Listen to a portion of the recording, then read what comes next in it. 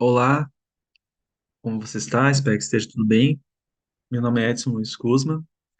Seja muito bem-vindo a esse nosso diálogo, essa nossa conversa sobre economia circular. O mundo todo fala sobre economia circular. A China fala sobre economia circular, a Europa fala sobre economia circular, sobre modelos de negócio que são criados nesse contexto da economia circular. E para o nosso contexto, né, Brasil, a gente também precisa conhecer pelo menos um pouco do que é essa de ter economia circular e compreender algumas formas de conseguir implementar, de conseguir colocar isso na prática, né? Ah, vou compartilhar alguns slides aqui para conseguir apoiar a nossa conversa de hoje, para que vocês consigam acompanhar enquanto alguma coisa além daquilo que eu estou falando para vocês. Por que falar então sobre economia circular? Economia circular é uma coisa que me apaixona muito porque pela primeira vez a gente consegue visualizar um ponto ótimo da sustentabilidade, né? Quando a gente fala de economia circular, são práticas deliberadas, são ações, são princípios, são coisas que são feitas, né? Nos negócios, no serviço, nos tipos de serviço, nos produtos, que nasce do campo da sustentabilidade, né? Que por sua vez nasce do campo um pouco mais amplo do desenvolvimento sustentável.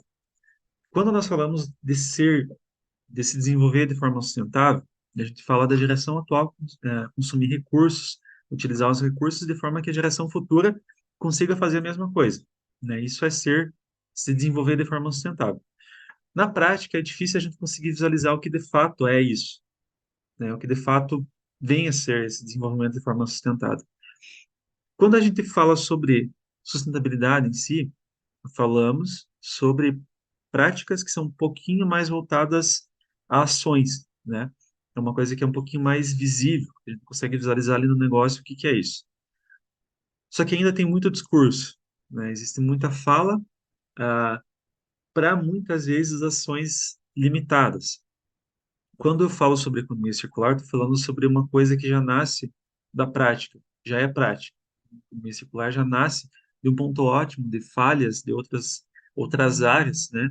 De oportunidades que foram aproveitadas e que foram muito bem desenvolvidas. Por isso, então, seja muito bem-vindo a essa conversa nossa de hoje. E isso, né, essa economia circular tem tudo a ver com o tema, né, sobre o tema que a gente está falando de ambientes mais inteligentes e ambientes felizes. O Edson, o que que o Edson faz da vida? O Edson é professor universitário da área de gestão. Eu pesquiso já há algum tempo as áreas de inovação, operações sustentáveis e economia circular, porque tudo é um pouquinho ligado com uma coisa com outra, né? Não existe só economia circular. A economia circular ela é feita a partir de uma série de outras questões, uma série de outras é, ações que são desenvolvidas. Sou doutor em administração, faço consultoria nessa área também. Sou administrador público já há um bom tempo, né? Tenho 31 anos de vida, quase 12 anos no serviço público, atuando como gestor na área pública. E isso, né, estou mostrando para dizer o quê? Tudo que eu faço é um pouco em função da economia circular. Quando eu estou atuando como professor, sempre eu toco no assunto, eu falo, eu tento linkar com os assuntos que levam à economia circular. Quando eu pesquiso, todo o tema de pesquisa que eu trabalho é voltado para a economia circular. Minha pesquisa do doutorado foi nesse aspecto. As demais funções de trabalho que eu tenho também, sempre que eu posso, eu tento aliar com isso, porque eu acho que é um elemento indispensável, né? Não tem como a gente falar é, hoje, no mundo atual, sobre as coisas sem conhecer ou sem entender pelo menos um pouco do que é essa economia circular.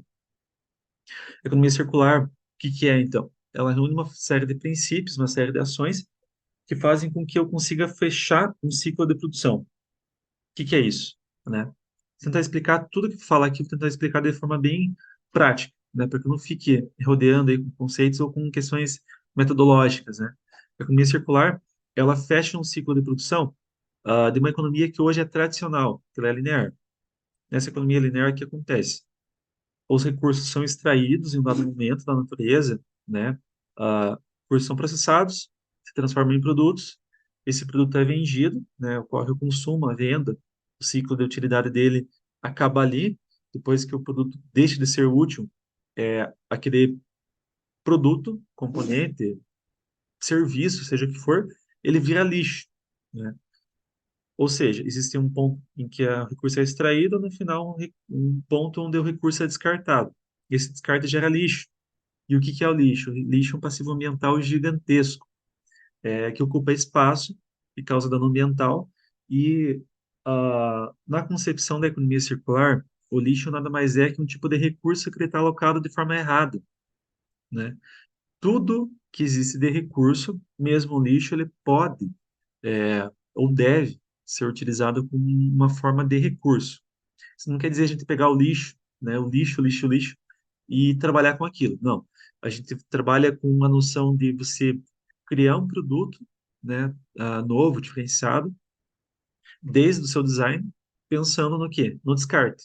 Pensando lá no final que ele vai ter que retornar, os componentes dele vão ter que retornar para o sistema de produção, para o ciclo produtivo, né? O que acontece com isso? Não existe lixo. Ou seja, numa economia circular plena, perfeita, ah, o recurso se fecha em um ciclo. Não existe saída de recurso na forma de lixo. Tudo que existe, ele volta para o sistema de produção, na forma de reciclagem, de componentes para o sistema produtivo, né?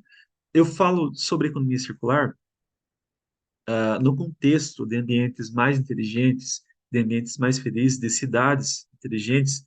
Por quê? Porque a economia circular é inteligente. Ela imita o que a natureza já faz. A natureza recicla tudo. Tudo que você deposita na natureza, uma hora ou outra, a natureza consegue reciclar. Com a economia circular, a gente faz isso. A gente reaproveita um recurso de forma que ele volte para o sistema de produção e ele volte com um ciclo de utilidade. Por isso mesmo que a gente está falando, então, sobre a economia circular, nesse contexto de ambiente inteligente e ambiente feliz. Joia? O que que eu vou comentar hoje com vocês, então?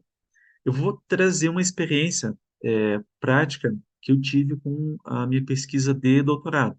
Quando eu pesquisei, desenvolvi minha tese do doutorado, eu pesquisei o campo da economia circular. Aliando a esse campo da economia circular, eu fui buscar um setor de aplicação. Nesse caso meu, que é o setor PET, né, a indústria PET, que são os animais de estimação. São os animais que não são criados para fins de alimentação, né? Basicamente isso, ou de tração, né? São animais domésticos, né? Esse segmento. Esse segmento é um segmento muito grande aqui no Brasil, mas já desde o começo eu falo que o que eu fiz nessa pesquisa, o que eu desenvolvi, e é uma pesquisa que ela pode ser aplicada ao mercado de forma integral totalmente, não se aplica só a isso, né? Eu peguei a ferramenta que eu criei e apliquei só para demonstrar no setor pet, mas você pode aplicar em qualquer área que ah, seja ele até mesmo serviço ou indústria, essa ferramenta. Mais adiante eu vou falar o que que é essa ferramenta que eu desenvolvi. O segmento pet no Brasil é muito grande. A gente tem a terceira maior população de pets do mundo, o que representa quase 140 milhões de pets, né? Ou seja, dá uma proporção bem legal ali, em relação ao número de habitantes no Brasil. Eu, por exemplo, é, tenho 5 pets, né? Comecei com um, hoje são 5 crianças que eu tenho em casa. Então, nessa tese, o que que eu fui explorar nessa tese? Sempre quando eu lia, quando eu via alguma coisa, quando falava com ah, pessoas que trabalhavam com isso, e eu também trabalho com isso, né, com economia circular, a grande dificuldade que tem disso, né, e foi isso que eu fui buscar para desenvolver minha tese do doutorado, é que não existe uma forma própria, uma forma adequada, uma forma metodologicamente correta de você conseguir medir a economia circular. E a partir do pressuposto de que, para você conseguir conhecer alguma coisa, você precisa primeiro medir, precisa mensurar, precisa entender como que ele se comporta, né? Então, o que que eu fiz? Eu desenvolvi uma escala de mensuração, que é o nome próprio que se dá para isso aí, uma escala de mensuração para medir a economia circular. Basicamente isso. Foi isso que eu desenvolvi. A partir de uma série de lacunas, né, que foram identificadas, que diziam que precisava. Você precisa muito, e precisa ser muito ainda, né? O que eu fiz não é definitivo, né? E a economia circular, como eu falei antes, ela não é um tema que está sozinho. Não, economia circular não é uma coisa que você compra, não é uma sementinha que você compra ali pela internet, que você abre o pacote, planta, rega e cresce um pé de economia circular. Não é assim que funciona, né? Economia circular é alguma coisa que se relaciona com várias outras coisas. Para você chegar numa economia circular, existe uma série de outras questões adjacentes que acontecem junto. Então, para conseguir entender o que que era isso, eu fui buscar também compreender o efeito da inovação nisso, das formas de recuperação de recursos e como que esse conjunto todo se arranjava para conseguir criar valor, propor valor para um serviço, um produto e entregar esse valor para o cliente, seja ele um cliente final, né, um consumidor final, seja ele um parceiro comercial, uma cadeia de produção. Foi isso que eu fui propor, fui buscar. Aqui é só para demonstrar de que forma que eu implementei isso, né? Esse aqui é um esquema de pesquisa. O H quer dizer hipótese, né? Busquei lá na teoria algumas levantamento de algumas hipóteses, né? O que, que a teoria fala sobre isso. E eu fui na prática testar. A teoria diz o seguinte, que para você ter um modelo de negócio que seja circular, uma das vias, uma das formas de você conseguir isso é a partir da inovação. Ou seja, inovação influencia de forma positiva a constituição de negócios circulares. Legal? Essa mesma inovação consegue influenciar também as práticas de recuperação de recursos, que são coisas semelhantes, mas que guardam distinção também. A inovação, nesse mesmo sentido, consegue formular, consegue influenciar de forma positiva uma forma diferente ou diferenciada de propor valor, né, de criação de valor no negócio. Ou seja, negócio que inova consegue entregar um valor legal, um valor diferenciado. Esse mesmo modelo de negócio circular que eu falei aqui, né, sendo um modelo de negócio circular, um tipo de empresa, segmento que implementa práticas da economia circular, influencia também nas formas diferentes de propor recuperação de recursos, nas práticas de recuperação de recursos, que seria a minha quarta hipótese. A quinta é que esse mesmo modelo de negócio circular consegue criar valor.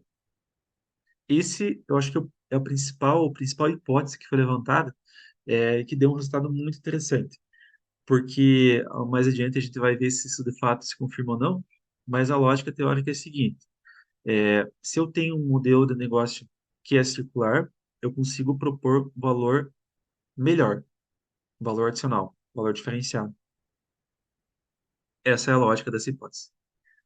E a última hipótese é que a prática de recuperação de recursos, ou as práticas, né, diferentes práticas, conseguem também efetivamente propor uma forma diferenciada de valor na forma de produto e de serviço.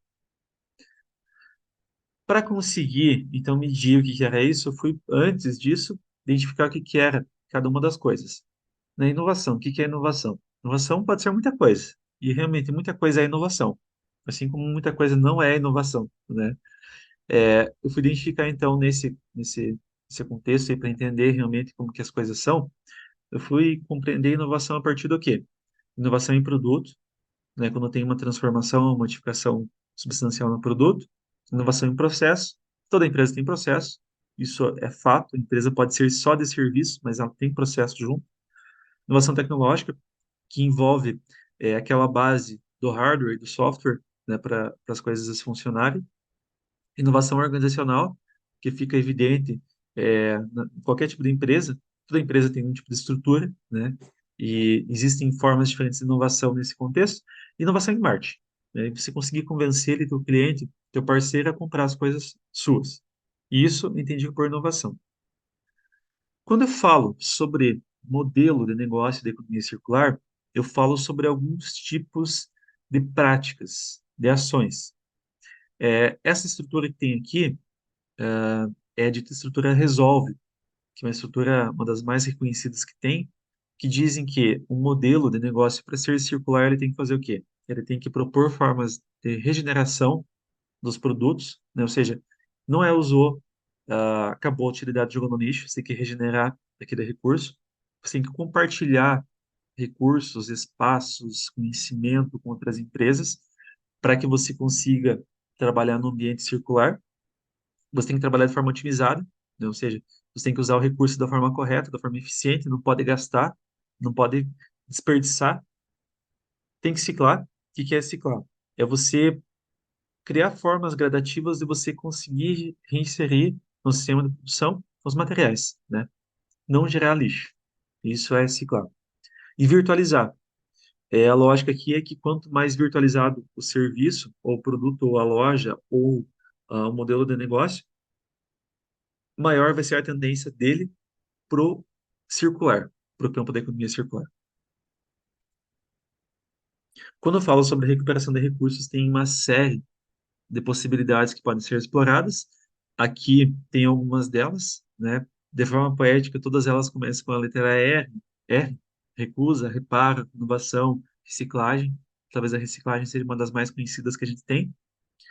São diferentes formas aí de você conseguir recuperar o recurso, porque ele não vire lixo, que ele volte, né, para o sistema de produção. Notem aqui, então, que não é você pegar o lixo e transformar o lixo, é você não deixar o recurso ser lixo. Existe uma diferença substancial de uma coisa para outra, né? A lógica do valor é muito interessante. Como que eu consigo propor valor no meu produto, no meu serviço? Ele acontece pela seguinte equação. Eu crio valor a partir de um produto melhor, produto diferenciado, que agrega alguma coisa a mais, um serviço que agrega alguma coisa a mais, crio esse valor, eu entrego ele para o meu cliente na forma de uma venda, né? Uma venda, uma parceria comercial.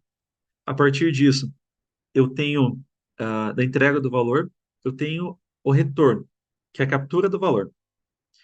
O que que é a captura do valor? É quando o teu cliente compra, gosta, e esse retorno, ele pode ser econômico, pode ser em termos de longevidade da relação com aquele cliente, ou de diversas formas possíveis, né? Ou seja, cria valor, entrega para o cliente e captura esse valor de volta para mim, né? Não é só o cliente que vai ficar com aquele valor. O valor retorna para a tua empresa, retorna para você.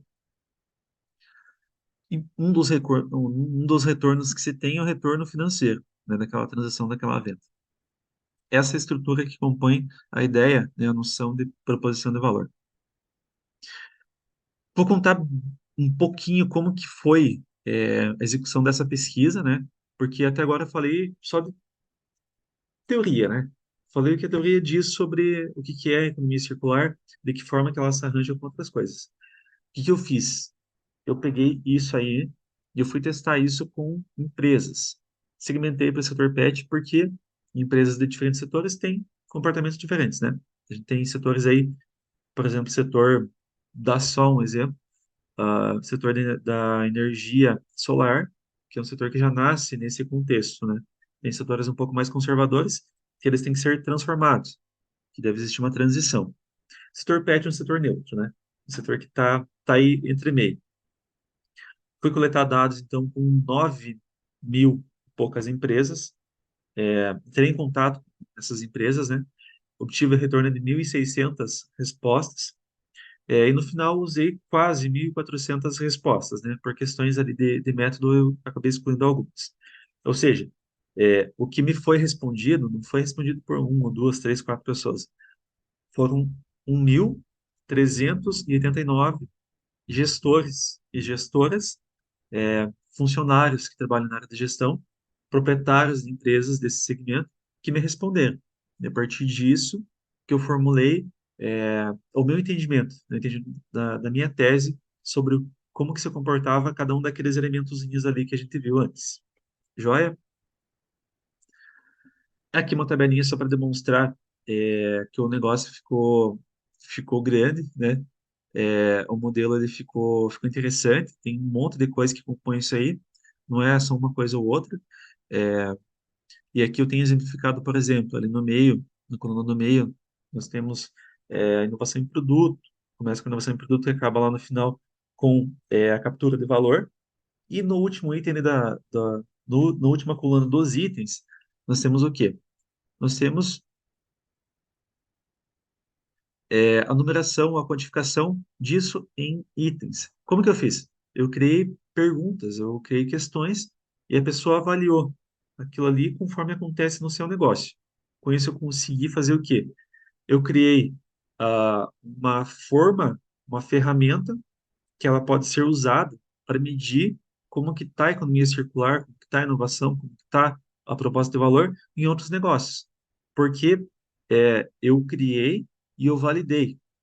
Ou seja, você pode usar sem medo. Você pode usar uma ferramenta como essa sem medo para conseguir medir como que estão as coisas quanto à economia circular, quanto à inovação, no teu segmento, seja ele qual for.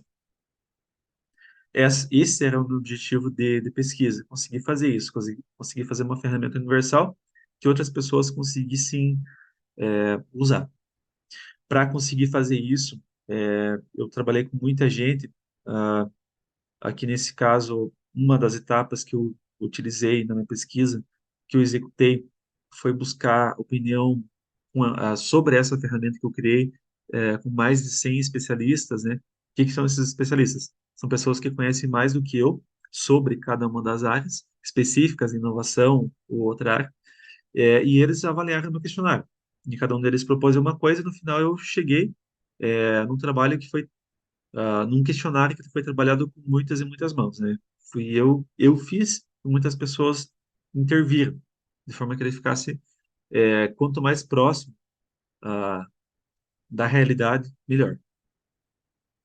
Fiz um teste antes disso, né, para ver se as coisas iam bem, com esse questionário já pronto com empresas do setor de serviço. O resultado foi muito interessante, é, tive um retorno bem legal. Eu apliquei com empresas, né, de todo o país. Quando eu fui coletar a amostra final, eu busquei municípios com população acima de 50 mil habitantes. Por que isso? Porque precisava coletar dados, né? Tinha que ser uma coisa objetiva, e municípios com esse porte acima tendem a ter dois, três, quatro, seis, 10 ou mais empresas do segmento. Então ficava mais fácil para conseguir ter acesso a, a essas empresas, né? Depois eu estendi ou eu baixei ali em termos de população para cidades acima de 30 mil habitantes, né? Cidades que são muito pequenas, muitas vezes não tem é, uma empresa específica para esse segmento, para esse setor. Os dados que eu coletei, eu fiz um monte de teste. Eu adoro matemática, adoro estatística, então usei vários tipos de testes estatísticos. Todos aqueles testes possíveis de ser executados, eu executei, todos os recomendados, no caso, né, para que eu tivesse um resultado que fosse redondo, que ele fosse válido e que fosse confiável. Não restasse nenhum tipo de dúvida em relação ao resultado que eu obtive. Aqui tem uma tabelinha legal, que já é sobre resultado, da segmentação dos respondentes. Segmentei, por exemplo, em relação à idade, faixas etárias, né?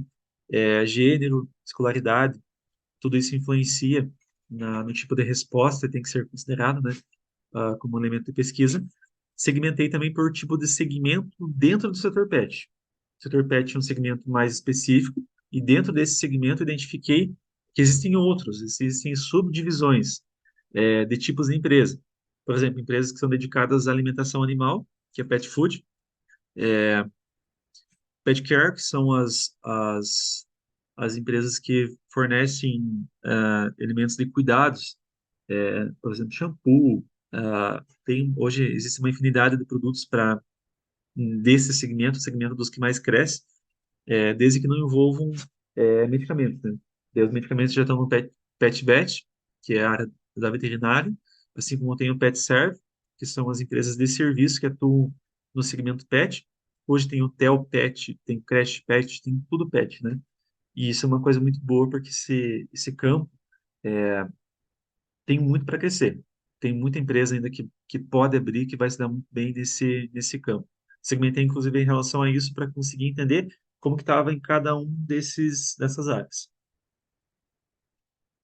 Usei vários tipos de testes, análise fatorial confirmatória, exploratória,